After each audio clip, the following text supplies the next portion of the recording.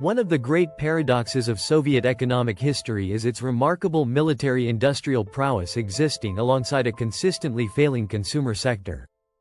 While the USSR could launch satellites, build nuclear submarines, and maintain one of the largest standing armies in the world, it simultaneously struggled to provide basic goods like shoes, appliances, or quality food to its citizens.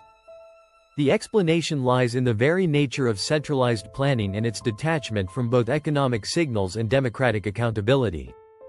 1. Central planning can't prioritize everything in a centrally planned economy. The government controls all means of production and allocates resources according to its own priorities. However, no government can prioritize everything. The Soviet Union, particularly during the Cold War, placed overwhelming importance on military and heavy industry, tanks, missiles, planes, while consumer production languished at the bottom of the hierarchy. This wasn't accidental. The Soviet leadership, insulated from public pressure, didn't face the same incentives as leaders in democracies. There were no elections based on breadlines or shoe shortages. What mattered was strategic competition with the United States. Military parity or superiority was treated as existential. Consumer satisfaction was a luxury, not a necessity. 2. No price mechanism, no dynamic response in capitalist economies. Prices function as vital signals. A shortage leads to higher prices, which attracts producers to fill the gap.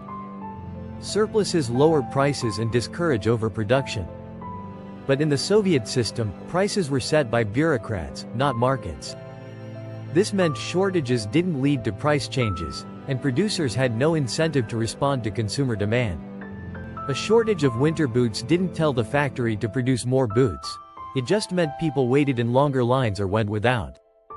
Without the invisible hand of the market, the Soviet economy became static and brittle. Consumer demand is inherently dynamic.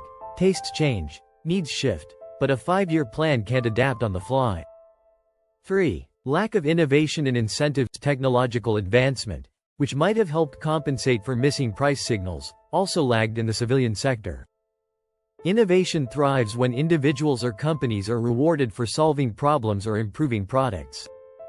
In the USSR, without competition, profit motive, or consumer feedback, there was little reason to innovate in consumer markets. Why make a better refrigerator if the only goal is to fulfill a quota of units produced? Meanwhile, military sectors had access to better scientists, more funding, and a clear mandate from the top.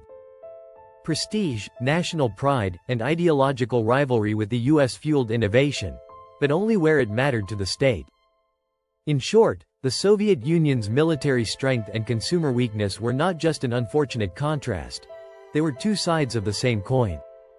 When a government controls all production and is accountable only to its own goals, it will prioritize power over comfort, ideology over everyday life. The result? Rockets in space, but no soap on store shelves.